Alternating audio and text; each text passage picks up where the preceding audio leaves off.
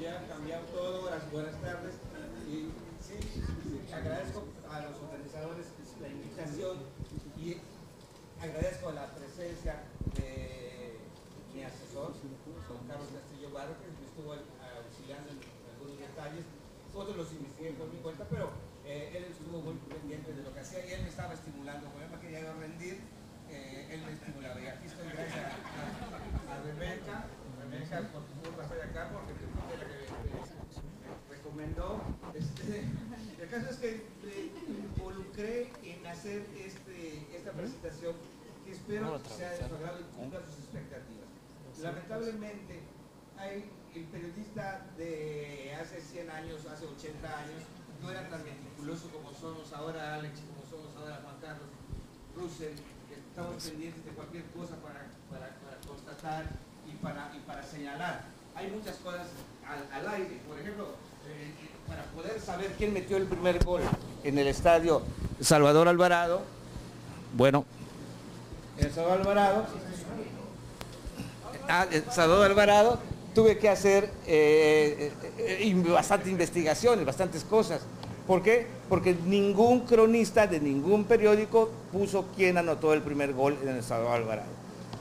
No lo constató como tal, pero lo mismo pasa con las fotos. La dificultad para imprimir fotografías en los periódicos hacía que no se publicaran fotografías. Entonces, muchas de las fotos que vamos a ver en la presentación, que les hice con mucho cariño y con mucho trabajo, son fotos ilustrativas nada más, ¿sí? Y sí, ojalá que yo cubra las expectativas de todos, y si no, pues una disculpa, porque lo que pude recopilar, lo que pude hacer, es lo que les voy a presentar con mucho cariño y espero que sea de su agrado. Vamos a empezar, yo decía, ¿con qué voy a empezar? Vamos a empezar, finalmente me decidí por empezar con que es la primera unidad deportiva que hubo en Yucatán, que fue el San Cosme Athletic Field, que estaba en la avenida Colón, donde está ahorita la UMSA.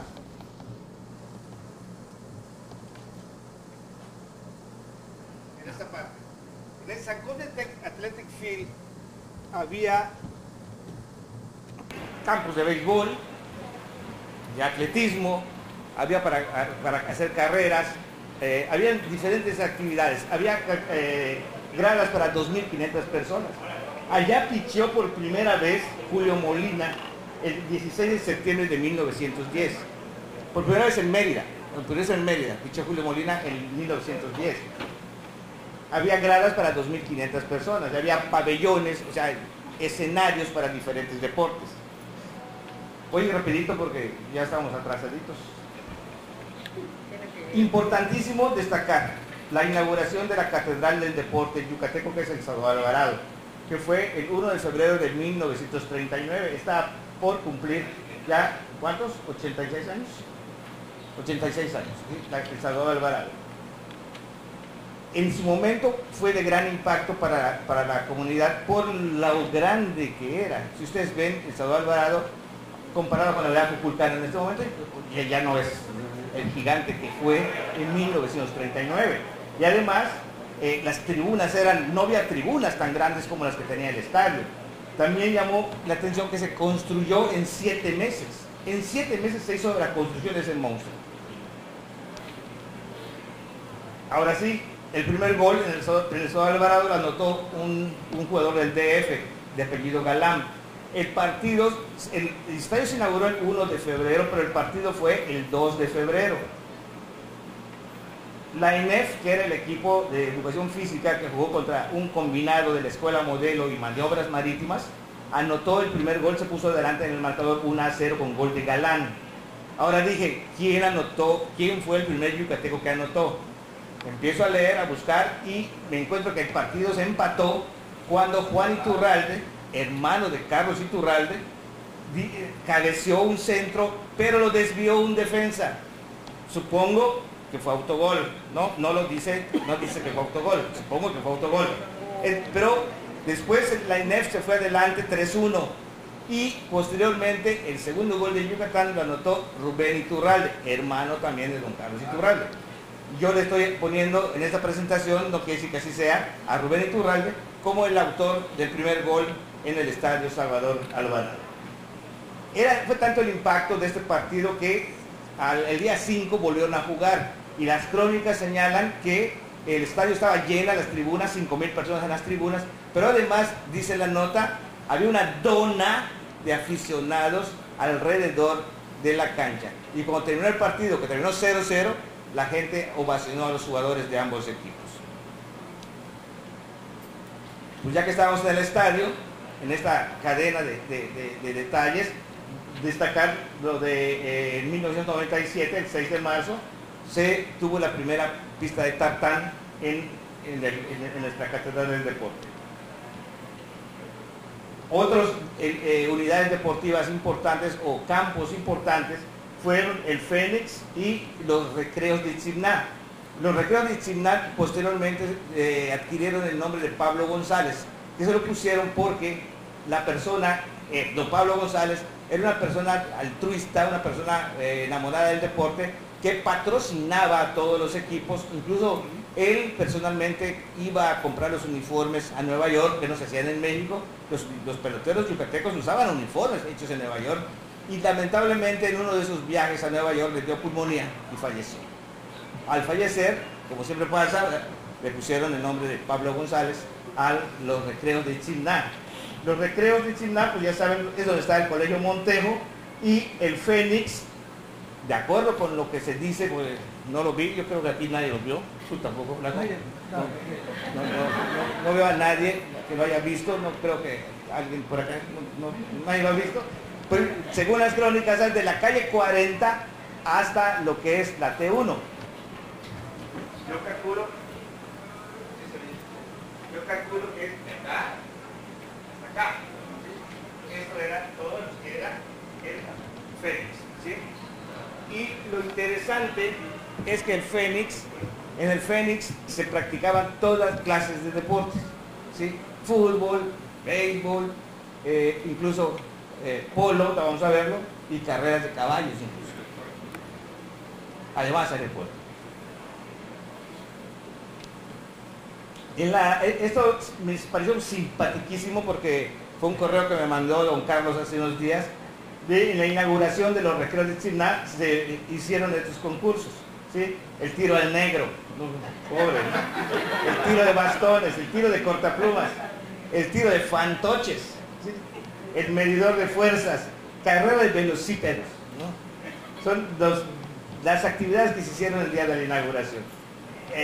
Como les dije, las ilustraciones, nada más anecdótico, me imagino que así eran los velocípedos. Ese velocípedo es de esa época, pero no sé si así fue, ¿no? Otro ícono del deporte que ya lamentablemente ya desapareció fue el Parque Carta Clara, que fue inaugurado el 5 de febrero de 1953, jugando los dos equipos insignias del deporte, del béisbol de la Liga Peninsular, que eran las Estrellas Yucatecas y los Pericos de Mérida, contra una selección de Napoleón Reyes. En el primer partido, el día 5, los Pericos de Mérida vencieron a los cubanos. Ese día, el anunciador oficial, a petición del dueño de la cervecería, fue el Primo Abraham. El Primo Abraham fue el dueño, el que narró, el que anunció y presentó a los jugadores. Al día siguiente, don Carlos Castillo. Él ya fue la voz del estadio, el que le puso el mote o el majestuoso Parque Carta Clara, que después se fue el majestuoso Parque Cancún, al estadio cuando hacía la presentación previa a los partidos. Ya a partir del día siguiente, el 6 de febrero, ya don Carlos no soltó el micrófono, por eso lejos de él, porque si no, después no lo preste. A partir de ese día no lo soltó hasta que terminó en el 81 la actuación de los Leones en el Parque Carta Clara, y lo retomó también a partir del 82 en el Parque Kukulcán. La historia de los Leones de Yucatán comenzó el 17 de abril del 54 en el Parque Carta Clara. Óscar Garmendia fue el primer manager del equipo, uno de los protagonistas destacados, aunque no meridano. Se trata de que estemos hablando de meridanos, pero Garmendia, hay que decirlo, no era meridano, era cubano, pero sí el indio Peraza, don Pepe Peraza Solís, fue el pitcher abridor, el primer abridor de los Leones, y fue además el ganador 8-0 a los Tecolotes de Nuevo Laredo. 3 años después, en el 57, los Leones pisaron el banderín de la Liga Mexicana en el Parque Carta Clara. Aquí una lista, no lo voy a leer, sino nada más para recordar quiénes fueron los 10 peloteros yucatecos que estuvieron con el primer equipo de los Leones. De los 10, 6 son meridanos, orgullosamente meridanos. Los otros son Zacarías de Progreso, el indio, el negro de Valladolid y los hermanos Montañez de Motul. Los demás meridanos. No fueron los primeros yucatecos en jugar béisbol, ¿sí? El primer yucateco en jugar béisbol lo encontramos en 1937 y se trata de Liborio Cervera, que jugó con los Petroleros de la Ciudad de México. Ese fue el primer yucateco en jugar en la Liga Mexicana. Hay un dato interesante que es el que quiero compartirles ahorita, que yo tengo mis dudas, pero vale la pena aceptarlas como tal. Hay algunos dogmas de fe, ¿verdad? Ese sería un dogma de fe porque además nos conviene, además nos hace sentir bien. Hay que creerlo, ¿no? El 8 de noviembre del 58, Primitivo Casares y Galera, ¿no?, se convirtió en el primer latinoamericano en jugar béisbol. Si es latinoamericano, es también el primer mexicano y también el primer yucateco y también el primer meridano, porque él nació en Mérida.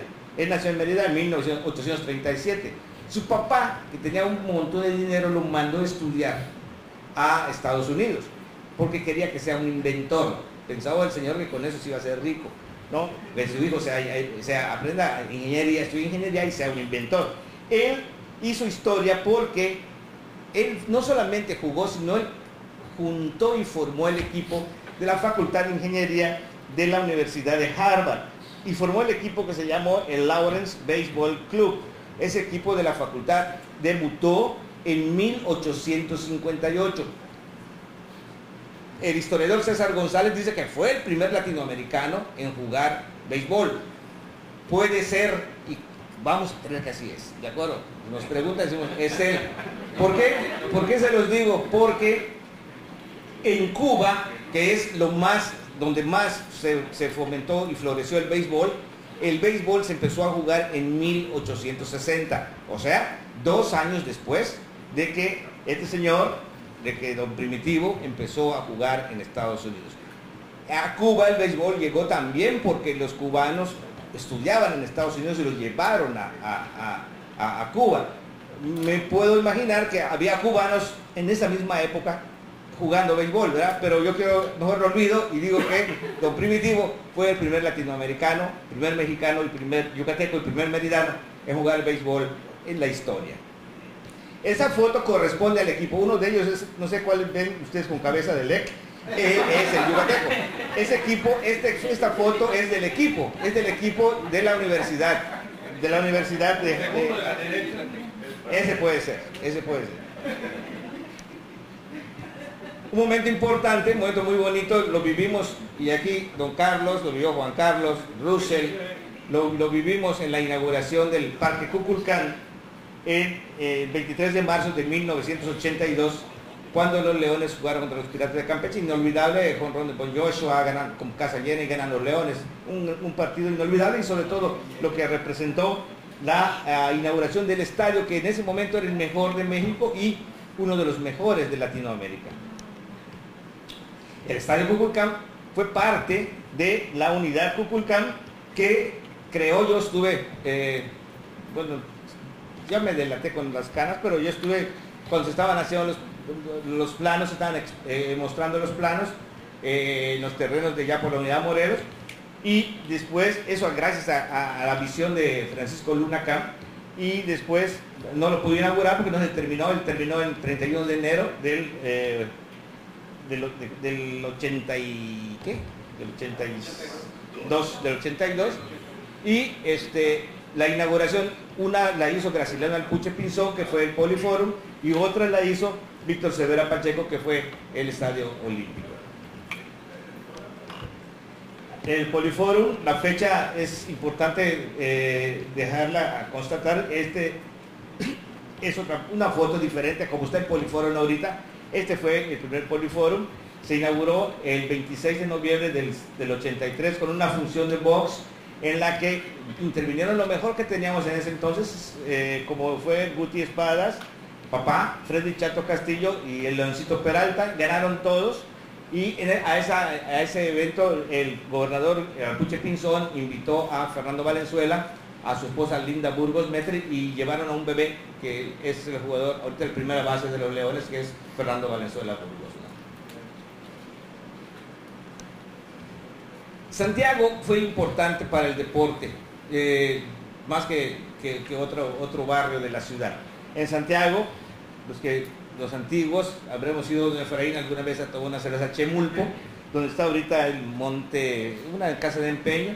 Pues aquí funcionó a principios del siglo XX un polígono de tiro, ¿sí? A principios del siglo. De tiro deportivo. Siempre en Santiago, a unas cuadras de allá, a unos metros de allá, el 17 de junio de 1990 fue inaugurado el Circo Teatro Yucateco. El Circo Teatro Yucateco, que fue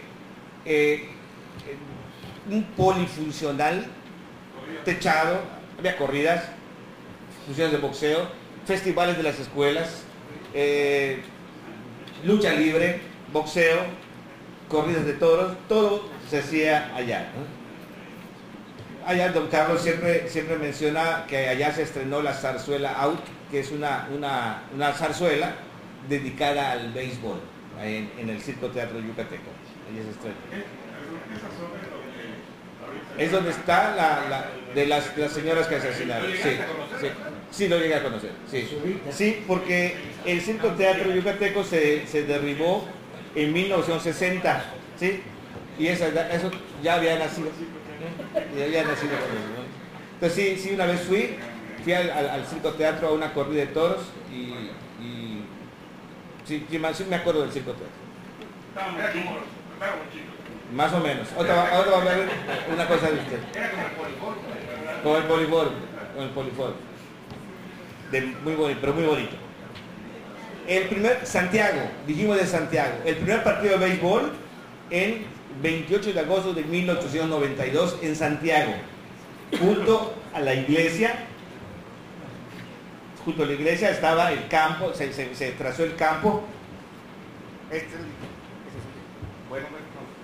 es la iglesia, y aquí estaba el campo, del mercado.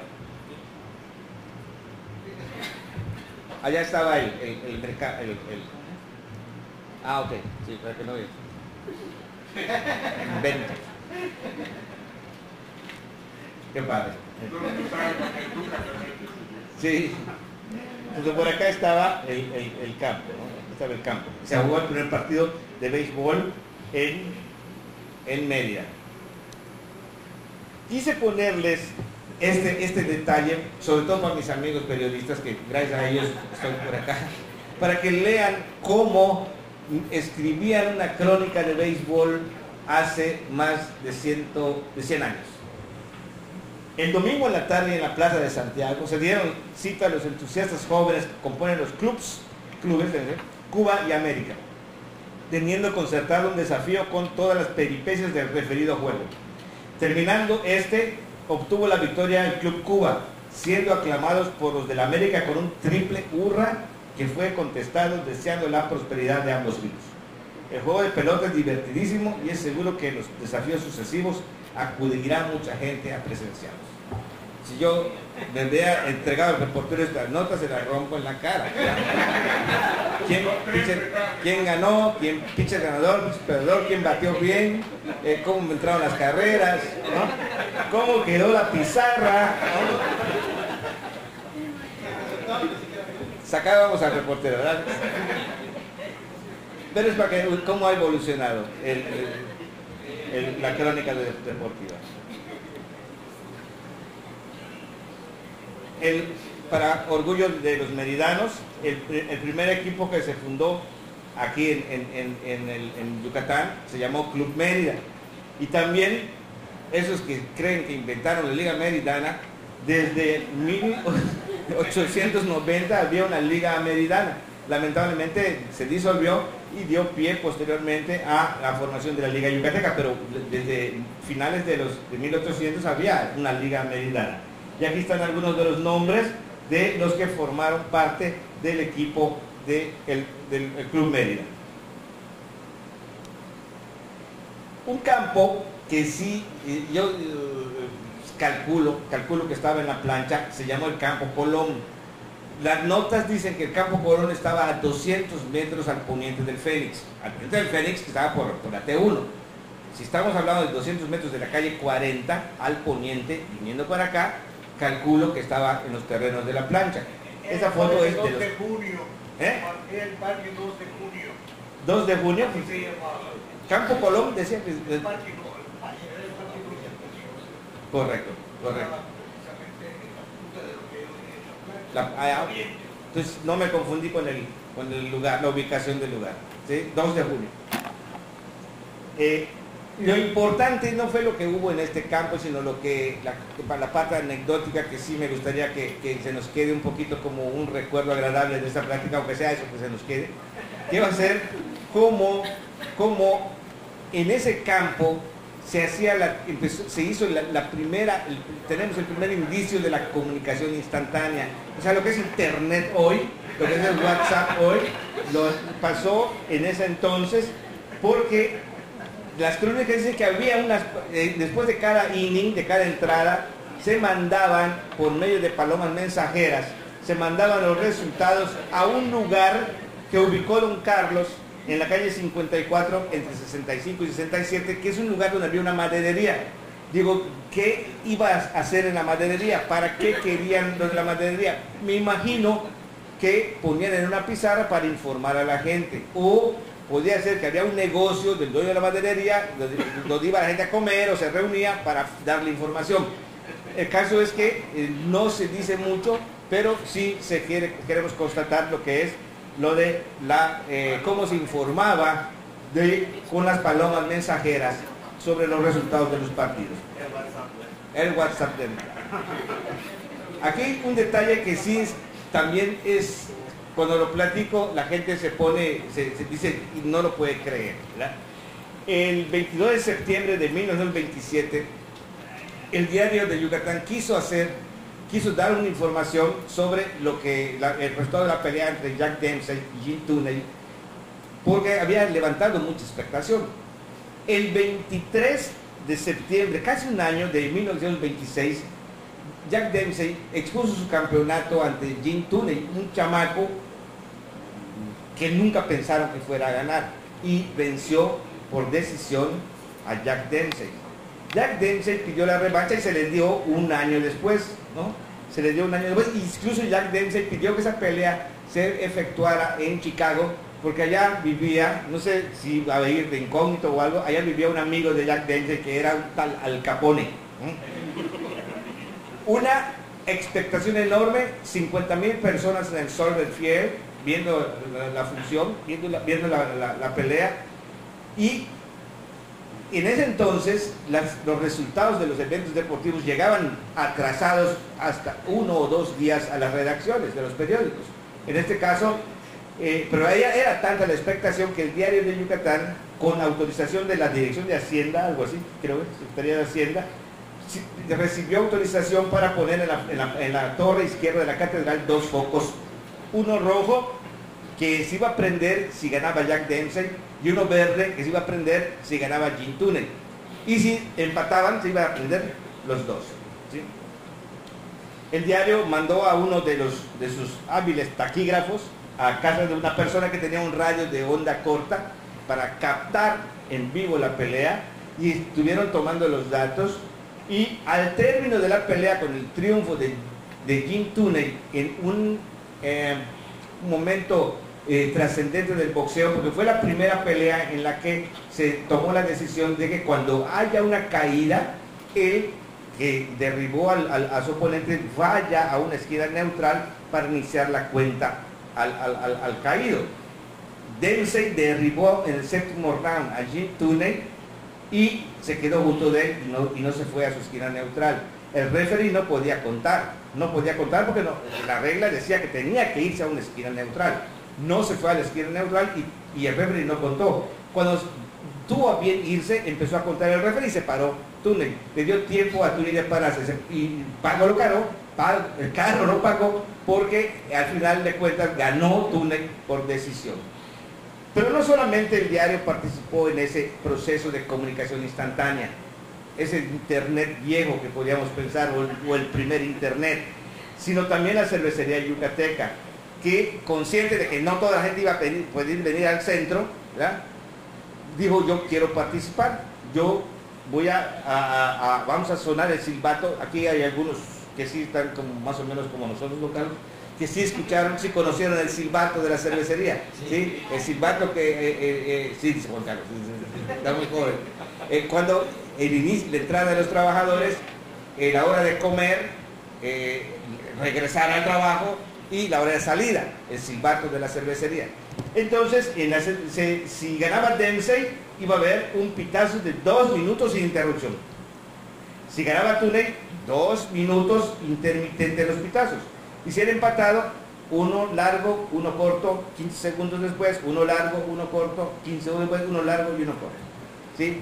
A fin de cuentas, el fuego que prendieron en la catedral ante decenas de personas que estaban reunidas, yo no me imagino gente ociosa que no tenía nada que hacer, estar a las 11 o 12 de la noche parado en la puerta de la catedral solo para ver que se prenda un foco. Ocioso, ¿verdad? Pero era el interés que había causado la pelea. Y además, la gente que despertaron, mucha gente habrán despertado cuando a las 11 o 12 de la noche empezó a sonar el silbato de la cervecería, 2 minutos de manera intermitente anunciando el triunfo de Jim Tunney. Creo que son momentos bonitos, románticos, interesantes, que nos hacen ver, y como les decía ayer a Alejandro, que hizo el favor de entrevistarme, la riqueza que tenemos como meridanos y como en el deporte meridano. No lo tienen en otro lado.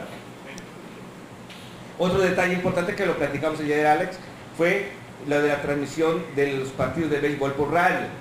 Los del DF dicen que el primer partido que se transmitió fueron ellos, y lo hicieron en 1944. Don Carlos Castillo dice: no, fuimos nosotros, y lo hicimos en 1932. En 32. ¿Cómo? Bueno, a lo mejor fue en el 37. ¿Por qué? Porque en el 37, en el diario de Yucatán, hay una nota donde dice que Hugo Raúl Garma y Rafael Rivas tuvieron lesiones cuando chocaron, cuando estaban trasladándose a transmitir por radio un juego de béisbol. O sea, si no es en el 32, es en el 37. O sea, también antes que los otros. También, para ponernos timbre de orgullo para nosotros, la difusora que lo transmitió fue la XEFC. Aquí nada más rapidito para que veamos cómo el impacto del béisbol fue tan fuerte en Yucatán, que vean, por ejemplo, en 1903, en la Ermita, está Víctor Pinto por acá, Víctor Pinto estaba hace rato, de la Ermita. En la Ermita la gente se quejaba porque la gente, los muchachos estaban jugando béisbol, ¿no? Lo mismo sucedía en Santa Ana, donde los chamacos no iban a clases, iban a jugar béisbol al parque. Y también en la esquina de La Palma, que está en la calle 55 por 54, de acuerdo con el libro de Don Carlos. El libro, todos esos datos son del libro de Don Carlos, la historia del béisbol de Yucatán y Campeche. A la venta en la librería de la universidad. ¿Cuánto cuesta? No sabemos cuánto cuesta, no sabemos. Así pasó, ¿sí? De acuerdo.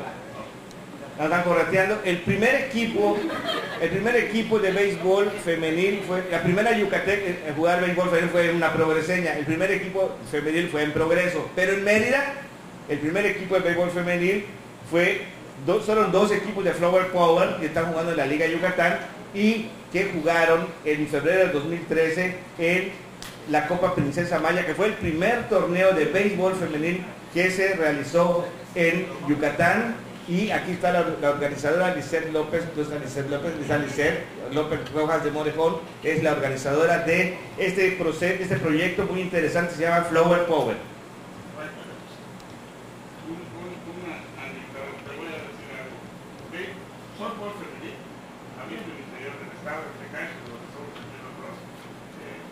mamás son femeniles entre pueblos. Sí. Te voy a decir, el softball femenil se empieza a jugar en 1921 en la desaparecida Escuela Normal para señoritas profesoras, porque había para mujeres y para varones. Y el que lo introduce es el doctor Eduardo Ursáez Rodríguez, que fue un personaje destacado, no solamente como ginecólogo, como psiquiatra, sino además como promotor del béisbol. Sí, eso lo tenemos acá. No sé, el doctor tiene esto, que no se adjudica que su familia haya introducido el béisbol a Yucatán. Vinieron de, con en la cabeza, de Cuba, y jugaban aquí en la esquina de la 61 con 68, está el hotel, que ahí jugaban, los correteaba la policía. Se trasladaron después, donde ahora está el colegio americano. En la media esquina había un pozo taurino, que nadie sabe, y el hijo de uno del dueño, del encargado, les permitió entrar a jugar, porque correteaba la policía. Pero después, como ya aprendieron, se les hizo chico y se trasladaron a Santiago y ahí los correteaba la policía. Pero fue el doctor Ursáez, porque existen 3 fotografías de equipos femeniles, fotografías perfectamente claras, identificadas cada una de las jugadoras. Normal. Sí. ¿Cómo llega el softball a Yucatán, que no era softball, era indoor baseball? Mire, vamos a continuar con Santiago. Cerca de Santiago tenemos la Plaza de Toros Mérida, fundada el 27 de enero, inaugurada de 1929, ¿no? Está por cumplir ya 86 años. Esto, para que los que dicen que hay nuevos deportes, no hay nuevos deportes. Yucatán, Mérida, fue escenario de deportes de todo tipo en años anteriores. Por ejemplo, en el Jiu-Jitsu, uno de los máximos exponentes del Jiu-Jitsu fue este japonés que vivía en Brasil, que venía cada rato a Mérida, se llama Conde Coma, y ofrecía sus exhibiciones en el Peón Contreras. En la Unión se determinaron salones para que estén clases de Jiu-Jitsu. También el Hayalay se jugó aquí hace muchos años, en un predio ubicado en la calle 50 por 51, Sexta Punta se llama también. El polo se jugó en el Fénix, por ejemplo, el 12 de noviembre del 35, un partido entre equipos militares. Rafael Cházaro Pérez, que fue una persona que es muy querida en Progreso, aquí fue promotor del polo. El primer partido de fútbol se jugó en la... Hay que correr porque nos dijeron, mira, 10 minutos, ¿no? Pero no hay otra después. Entonces nos podemos quedar. Entonces, en la cancha de la Escuela Modelo se jugó el primer partido de fútbol en 1913, para orgullo de los modelistas. El sábado 5 de septiembre del 81 en Salvador Alvarado, el doctor Benito Tobar Rojas hizo sonar su ocarina para el inicio del primer partido de fútbol profesional en Mérida, donde los aguiluchos, los Choquis Aguilar, perdieron 2-0 ante Tabasco. Esta era 3 equipos de Yucatán. Los Leones del IMSS empataron en Minatitlán y los Tiburones de Progreso perdieron en Tapachula 2-1. Algunos detalles interesantes del fútbol en el estado de Alvarado están arriba. Como anecdótico, los técnicos del estreno de Yucatán en el profesionalismo fueron Carlos Iturralde, que fue el técnico de Leones del IMSS, Fernando Bertrán Melis, que fue el técnico de los Aguiluchos, y Raulito Comas Bolio, que fue el técnico de los Tiburones de Progreso. El primer gol, aquí sí, ya estábamos nosotros en la prensa, ya poníamos el primer gol en el Estadio Olímpico, lo anotó Alonso Diego. El primer triunfo yucateco en el fútbol profesional fue en septiembre del 81, cuando los Leones del IMSS vencieron a los Corsarios de Campeche en el Estado de Alvarado, ¿no? José Casellas Peón, amigo de nosotros, anotó 2 goles y Paco Gale 2 también. El domingo 6 de septiembre, cuando en la derrota de los Tiburones de Progreso, Alonso Diego hizo también el primer gol de un yucateco en la tercera división, en la derrota de los Tiburones 2-1. Al minuto 3 anotó Diego el primer gol de un yucateco en la tercera división. El estadio Carlos Iturralde, la casa de los Venados, desde el 88, se inauguró bajo lluvia el 6 de junio del 87. Cervera Pacheco fue un momento muy importante, muy inolvidable, porque como a todos nosotros nos invitaron a la inauguración, solamente que uno de esos invitados era don Carlos Iturralde, que no sabía qué iba a suceder. Cuando lo invita el gobernador Cervera Pacheco para acompañarlo y develar la placa, le dice que devela la placa y dice Estadio Carlos Iturralde Rivero. Las lágrimas de don Carlos Iturralde fueron obvias, ¿no? Y fue un momento muy emocionante que me tocó vivir, afortunadamente, ver ese momento en el que Cervera Pacheco le pide a don Carlos Iturralde que descubra la placa y su nombre tenía el estadio, ¿no? Fue un torneo del sol y allá donde Alonso Diego anotó el primer gol en el estadio. Don Carlos fue el primer meridano en jugar en la primera división, también fue el primer meridano seleccionado nacional mayor. El otro es William Paredes, que está ahorita con Jaguares de Chiapas, es de Talú. Pero don Carlos fue el primer meridano que fue seleccionado nacional y fue el primero en jugar en la primera división. Una gran persona, yo lo conocí muy bien, me quería mucho, yo lo quería mucho. Nació en Mérida en 1926 y murió en el DF, un momento muy triste para mucha gente. Sin embargo, don Carlos no fue el primer yucateco en la primera división. El primer yucateco en la primera división fue de Tizimín y se llama Alberto el Caballo Mendoza, que además no ha sido muy reconocido, pero este señor que ya falleció anotó en total 125 goles en la primera división. Alberto el Caballo Mendoza, que jugó con el Atlante, jugó con el Toluca y se retiró con los Osos Grises de Toluca en la segunda división, ya dando un poquito de pena, pero es el mejor goleador que ha tenido el Yucatán en el fútbol profesional. Orgullosa meridana Lupita Borbis Aguilar, seleccionada nacional, fue la primera niña, doña Lisset lo recuerda, en jugar béisbol con niños en la Liga de Yucatán. Por sus habilidades en el deporte, Lupita empezó a jugar fútbol, fue seleccionada para jugar con México y ya estuvo en los Juegos Olímpicos de Atenas. Lupita tiene un chiste que pocos han preparado en ello. Lupita es el único yucateco, digo, porque entre hombres y mujeres, que ha anotado goles en el Estadio Azteca y en el Estadio de Maracaná. El Maracaná los anotó durante los Juegos Panamericanos del 2007. Ahí está lo que decía don Carlos. El partido de béisbol, el de softball, de béisbol indoor, o de indoor béisbol más bien, fue en la cancha, los patios de la Escuela Josefa Ortiz de Domínguez. Chispotea eso. Aquí desde la Escuela Josefa Ortiz de Domínguez, en la calle 63. Allá se jugó el primer partido de softball femenil. De softball, que fue femenil, aquí estaba la Escuela Normal para señoritas. Después floreció el softball y el Círculo Deportivo Bancario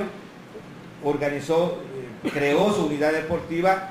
El cuadro era de cemento, los jardines eran de césped, los jugadores tenían que jugar con tenis, no había loma, pero lo más triste de todo esto es que a la gente que no era socia no la dejaban entrar, y eso molestaba a muchos. ¿Alguna vez te sacaron, Brabraco? ¿Alguna vez te sacaron de allá? No me dejaban entrar. No te dejaron entrar. El caso es que a mucha gente, a muchos futbolistas les molestaba, y eso aprovechó el alcalde de Mérida, Luis Torres Mesías, para hacer en su barrio, orgullosamente de San Sebastián, yo soy de San Sebastián,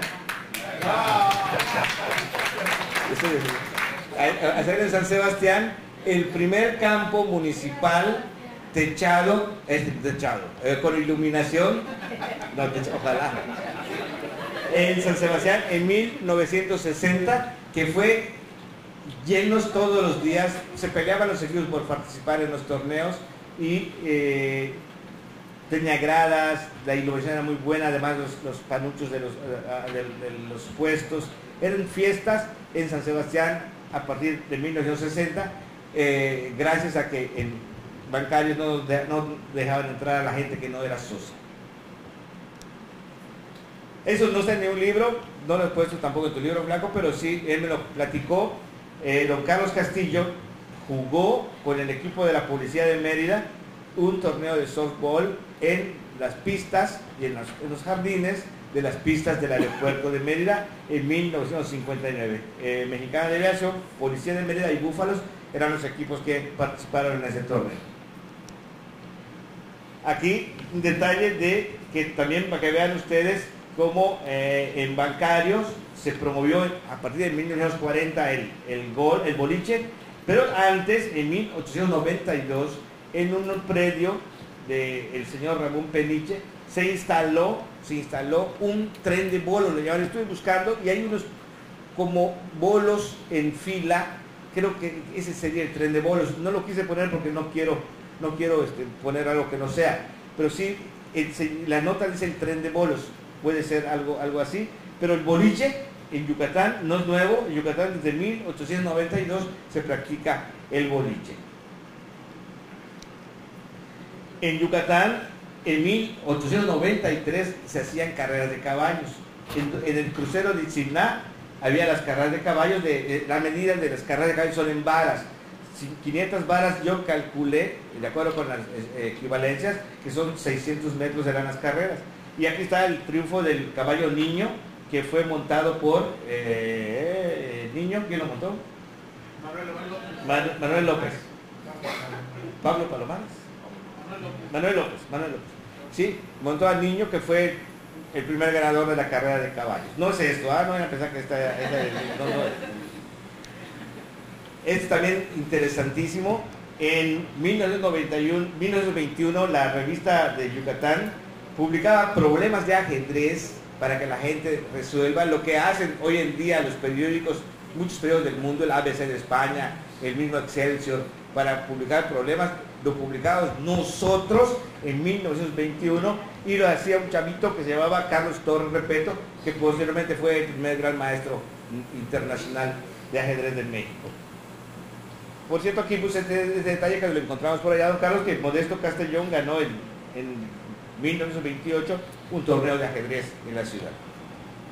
Para que vean por qué se llama Modesto Castellón el torneo que hay acá. Esto es interesante, no lo sabía, pero me dio mucho gusto saber que el principal promotor del fisiculturismo en Yucatán fue Felipe Carrillo Puerto. Fue Felipe Carrillo Puerto por medio de Ignacio Campos, fue una persona que llegó con Salvador Alvarado y se quedó, renunció a estar con Salvador Alvarado, se quedó a vivir en Mérida y como le gustaba entrenar, Carrillo Puerto, cuando fue gobernador, lo mandó a Estados Unidos a prepararse para que él entrenara jóvenes. Y no sabemos dónde, hay muchas casas grandes, muchas casas grandes que probablemente con pesas rústicas o con elementos poco novedosos, con eso entrenaban, ¿no? Eso fue lo que el fisiculturismo con olor a naftalina, lo antiguo.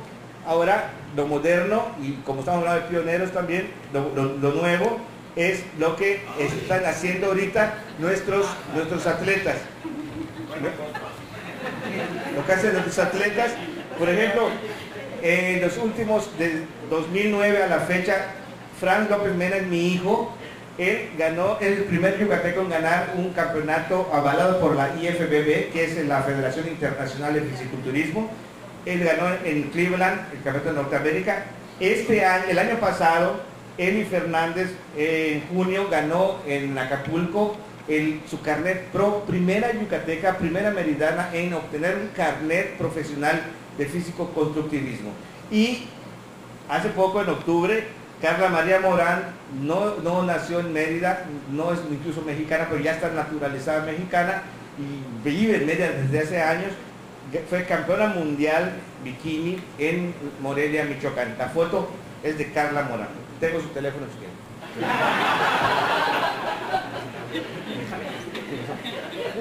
Quería yo hacerles notar esto. En el diario de hoy, ahorita que está hablando Gaspar de Nacho Moreno, Campos, Nacho Campos.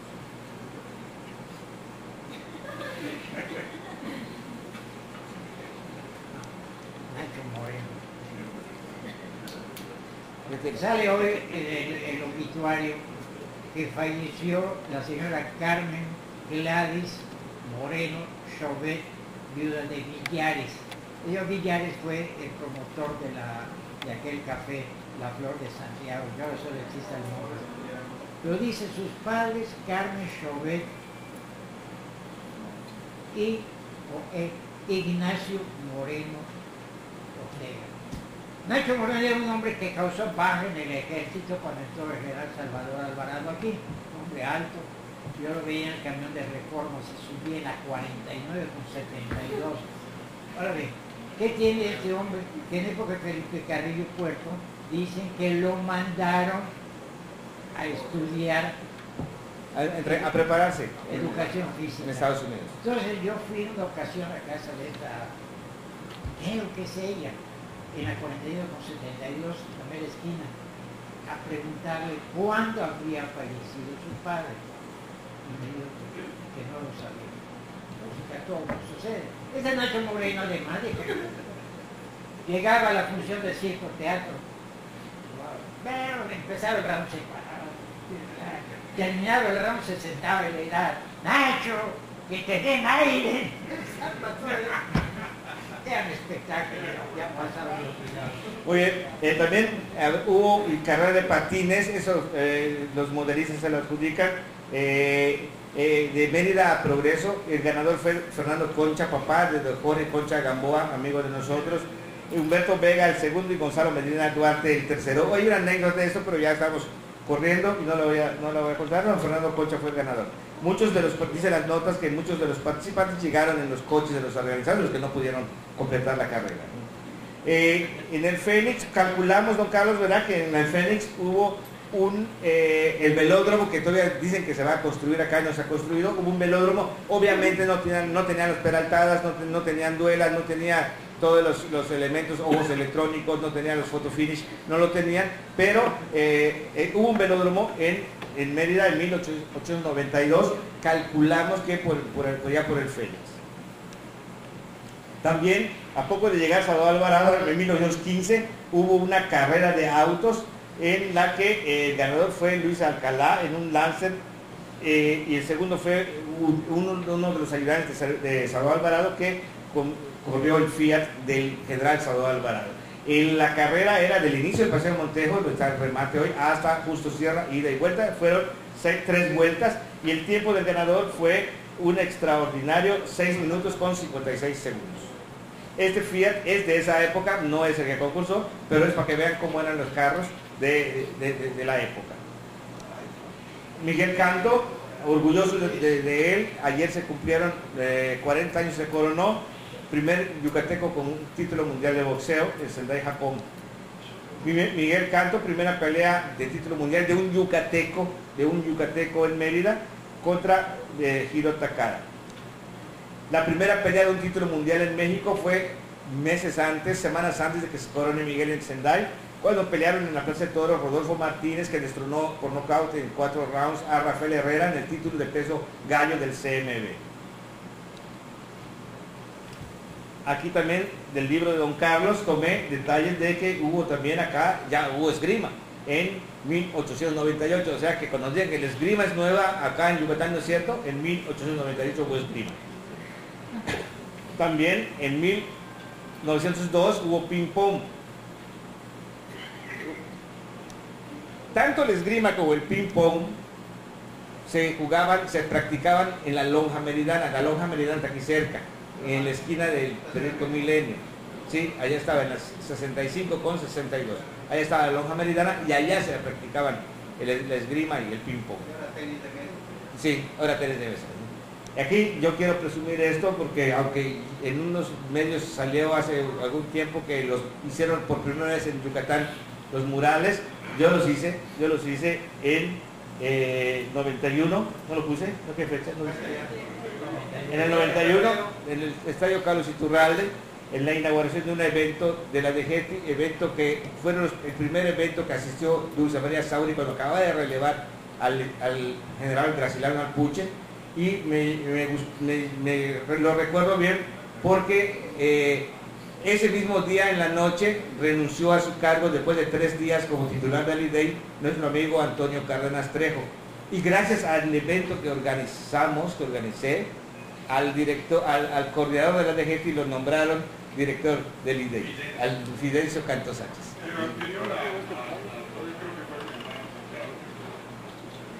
Ah, sí, pero con Dulce, con Dulce María Saura.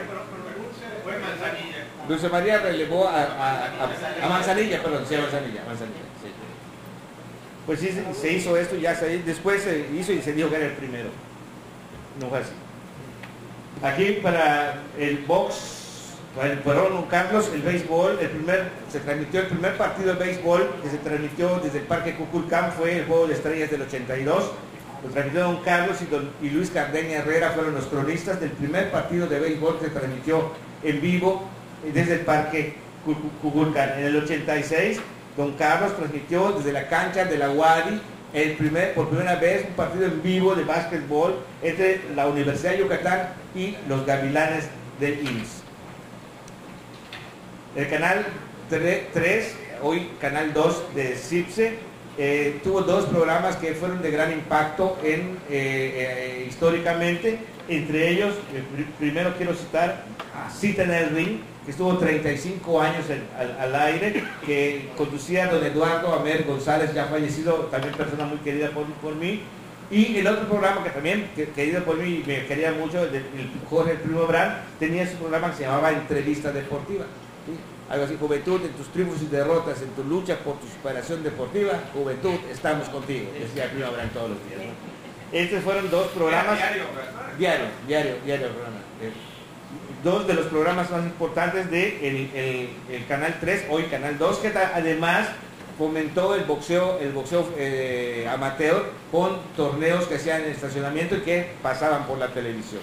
Perdón, Gaspar, hablando del Primo Abraham, en 1948, un 20 de noviembre, inauguró el campo Enrique Montes de Oca, en el Rastro. Enrique Cantillo Montes de Oca. El béisbol, allá hizo la primera Liga Meridiana. liga semiprofesional. Sí, y después El hizo 20 de noviembre de 1948, el Primo Abraham era el presidente. Por cierto, don Rolando, Sí. él vendía sidras, como dice él, en el parque, en el estadio Cuculcán, en el estadio Carta Clara, ¿verdad? Salvador Alvarado. Otro programa. Sí, como dijo, sí, lo mismo También en San Sebastián se jugó béisbol. antes de que se Ahí convierta jugó Fermín Vázquez, la burbuja. Sí, Con el difunto de mi papá jugaron béisbol. antes de que sea el campo de fútbol ya había Muchísimo béisbol. antes, Sí. y se transmitió béisbol por radio del mismo campo del Rastro, Landor y el Primo Abraham. También de las Dolores Sotero. Después de dar el line-up, ¿quién decía que haya buen juego y que triunfe el mejor? Don Carlos Castillo Barrio. Sí. Porque se le decía play ball, y fue Fernando López y me dice, el único que canta play ball. Soy yo, el Rafael. Pues sí. Don Carlos, y es cierta la anécdota del Primo Abraham que insultó por No es cierto, no es cierto. Se lo achacaron No es cierto. a Jorge Blanco, que no existía en esa época, el Primo Abraham, No. a Happy García. Cuando sucedió no habías nacido, pero... A ver, otro programa interesante que sí, a mí aquí se vale la pena destacar y reconocer lo adelantado que estaba el profesor Rolando Sabido Lara, que daba unas clases de gimnasia, hoy aeróbics, y hoy dan los canales internacionales, y él lo daba todos los días por medio del canal 2, canal 3 y canal 2. Y no podemos dejar de mencionar al primer yucateco, primer meridano en los Juegos Olímpicos, que es Miguel Medina Gutiérrez en México 68, y ahorita ya David Mediterrán, que ya tiene 4 Juegos Olímpicos, se está preparando ahorita en Brasil, porque en las próximas semanas, en los próximos días, debe arrancar en Miami la Copa del Mundo, en la que va a buscar su pase a sus quintos Juegos Olímpicos, con los que igualaría la marca de Mario Tobar, que es un luchador que tuvo 5 Juegos Olímpicos. Ojalá David logre hacer eso, se convertía en un ícono del deporte mexicano, no solo yucateco. Aquí ya rápidamente pensando que más bien no que nos iban a sacar, sino que ya no tenía tiempo de hacerlo, hice una recopilación rápida de personajes, de personas y héroes que no me dio tiempo de poner, y ya no estaba muy larga. Por ejemplo, Francisco I. Madero vino a un partido de béisbol al Aitziná. Gonzalo Sansón Novelo, el deportista más completo que ha habido en la historia en Yucatán. Gustavo Ricalde Durán, primer presidente de la Liga Mexicana de Béisbol. Primer yucateco presidente de la Liga Mexicana de Béisbol. Plinio Escalante, actual presidente, y ya tiene tres mandatos en el puesto de mando. Pedro Morcillo López, primer presidente yucateco del sector amateur de la Federación Mexicana de Fútbol. Mercedes Peón, la primera mujer árbitro de básquetbol. Ella dirigió un partido de básquetbol, el primero que dirigió, en una cancha que estaba donde está el Centenario ahorita. Esta niña, Marisa Ancona Valdés, fue señorita Fórmula 1 en 1987, primera yucateca en ganar esa distinción en la Fórmula 1. Incluso ella fue señorita elegancia y señorita fotogénica, y además fue la madrina en el desfile de inicio de la Fórmula 1 en México de Nigel Mansell.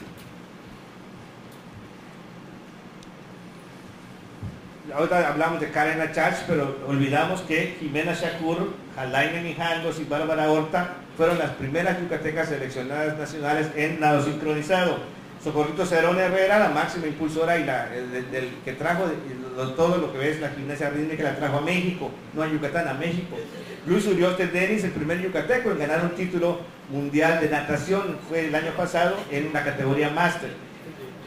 Olvidamos algunos, pero sí, yo quise poner aquí a Manolete, aunque no es yucateco, la última corrida que hizo este mítico torero español, la última corrida en México fue en Mérida. Después, meses después, en España falleció de una corrida famosa por el toro islero. Joaquín Capilla ofreció una exhibición de clavados en el Bancarios, allá donde está la fiesta americana ahorita. Y este señor, Hermilo José Góngora Puerto, batió 2 jonrones con las bases llenas. No tiene chiste, sí, en la misma entrada sí tiene chiste, ¿verdad? ¿No? En un torneo de softball de poca calidad, pero es importante batear 2 jonrones en la misma entrada y ambos con las bases llenas. Víctor Villano Villanueva lanzó 27 entradas en un partido de béisbol en la Dolores Otero.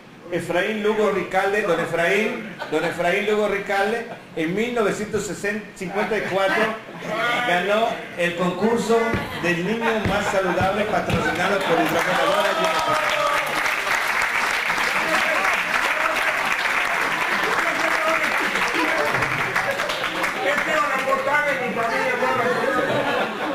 Miguel Canto Solís ingresó.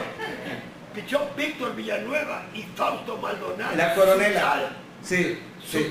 Trabajaba en Bancomer. Pero Fausto, yo tengo las dudas porque creo que pichó Fausto 23 entradas, no las 27. No, 23, el de 27, el que enfrentaron al villano, fueron varios pitchers. Pero ¿sabes qué tiene Fausto Maldonado? Que con los veteranos lanzó un partido con los veteranos viene el juego de campeonato de ahí de segundo, y lo invitan a pichar y lanzan sin carrera. Otro detalle interesante, Miguel Canto ingresa al Salón de la Fama de Canastota en 1997. Marco Antonio Escalante fue director general de Educación Física, algo así, en el gobierno de López Portillo, salvo porque tenía López Portillo su hermano, su primo, el loco Guillermo López Portillo, ¿se acuerdan del que tiraba dinero, el loco este? El que hacía el deporte en realidad era Marco Antonio Escalante, que vendría siendo ahorita como director de la CONADE, era director de Educación Física Marco Antonio Escalante. Gerardo Tato Torres, primer yucateco en anotar un gol en un mundial de fútbol, lo hizo en el de Malasia, en el sub-20.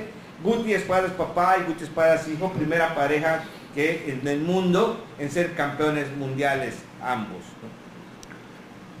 Miguel Medina Gutiérrez fue el primer ganador del mérito del Deportivo Yucateco. Susana Villanueva Eguía Liz, primera ganadora del Premio Estatal del Deporte. Aquí se le ha negado el reconocimiento, pero aquí, aunque sea modestamente, quiero reconocer la aportación de Manuel Espinosa Pinzón, de San Sebastián también. Emanuel Espinosa Pinzón, que fue el creador, él ideó el Premio al Mérito Deportivo Yucateco, que me da mucha satisfacción que en muchos estados se entrega el premio al mérito deportivo. Es creación de él y afortunadamente la han seguido en otros lados. Michelito Lagraver Peniche, primer matador, a los más jóvenes del mundo, es meridano. Lupita López Maldonado, meridana, primera meridana que es matadora de toros. Silvia Alonso, fisiculturista, primera yucateca en competir en Estados Unidos, se fue a vivir allá y competía allá. Nancy Mena Alcocer, mi esposa, primera meridana en ganar 8 campeonatos estatales de fisiculturismo de forma consecutiva. Freddy Chato Castillo, mi amigo, primer y único doble campeón yucateco de boxeo, también de San Sebastián. Nancy también de San Sebastián. Víctor Chanito Ponce, el mejor tenista yucateco. Diego Alonso, el gran promotor del deporte en la colonia Jesús Carranza. También entre hazañas para el recuerdo, el Country Club, contraesquina de San Cosme, fue, allá estaba el Country Club, máximo lugar donde se practicaba el tenis. El Centro Español, el billar aquí a la vuelta. En San Sebastián se realizó la primera pelea de box, fue callejera y se suspendió por salvaje. En el diario de Yucatán, en el 99, yo instalé una cartelera en la fachada del Cuculcán. Se prendía cuando ganaban los Leones, ya sea en gira o en casa, y si estaban de gira yo hablaba al estadio y prendían la cartelera. Este año siquiera no lo hicimos porque sí, estaba apagada todo el tiempo. El 7 de octubre del 84 se jugó en el Cartaclara el primer partido oficial de la segunda división en Yucatán. En la calle 55, número 599, estaba el Cisal Stadium, donde se jugaba básquetbol. En el 59 se realizó en Estado Alvarado el concurso hípico del sureste. En 1906 se fundó el Club Ciclista Femenino de la Escuela Modelo. Sistema Radio de Yucatán transmitió con don Carlos Castillo algunos partidos del Campeonato de la Dolores Sotero en los finales de los 70. Se suspendió porque los equipos eran incumplidos. Debía empezar a las 10 y empezaba a las 11, y eso no puede ser. Y donde está el Parque de las Américas, hoy hubo un campo de béisbol donde salieron varios valores del deporte, como los hermanos Comas. En el 86 se realizó el primer maratón de Mérida, patrocinado por Mericolo, no sé si se acuerdan, y ahora ya es una tradición. En el 97 los Leones se convirtieron en el primer club de la Liga Mexicana en tener su página en internet. Nadie lo sabe, yo sí lo sé porque yo la hice con Gaspar Silveira. Nos sentamos a hacer la página de internet de los Leones de Yucatán. En septiembre del 94 los Venados jugaron en el Iturralde su primer partido en la primera división A. En el 91 Yucatán fue campeón por equipos en el fisiculturismo. Estaba Marfita, mi esposa, Iván Villamil y Adán Igual. Nunca Yucatán había ganado un campeonato nacional por equipos y lo ganó Yucatán en 1991. Pues a la carrera ya terminamos. Mi agradecimiento especial para don Carlos Castillo Barrio por todo, sobre todo por el aliento, a Rebequita porque ella me empujó, ella me recomendó, don Carlos, que me empujó, y a ustedes por aguantarnos, por estar con nosotros, y espero que hayan pasado un rato agradable, que les haya servido en algo, hayan conocido algo del deporte, de la historia del deporte yucateco. Yo estoy en sus órdenes en el Twitter, en Facebook, tengo mi sitio web, se llama @deportes.com, y mi correo para cualquier cosa estoy glopez@megamedia.com.mx, y también no lo uso mucho, pero también estoy en Pinterest, en LinkedIn y en Tumblr. Gracias.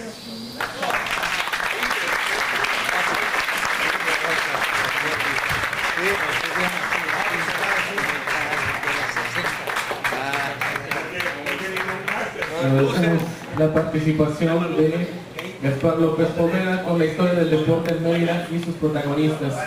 Y el regidor Felipe Duarte hace entrega de reconocimiento a Gaspar López Poveda por su participación en la historia del deporte en Mérida y sus protagonistas. Agradecemos también la presencia de don Carlos Castillo Barrio, quien nos ha acompañado en esta amena charla que concluye la sesión matutina de este tercer simposio.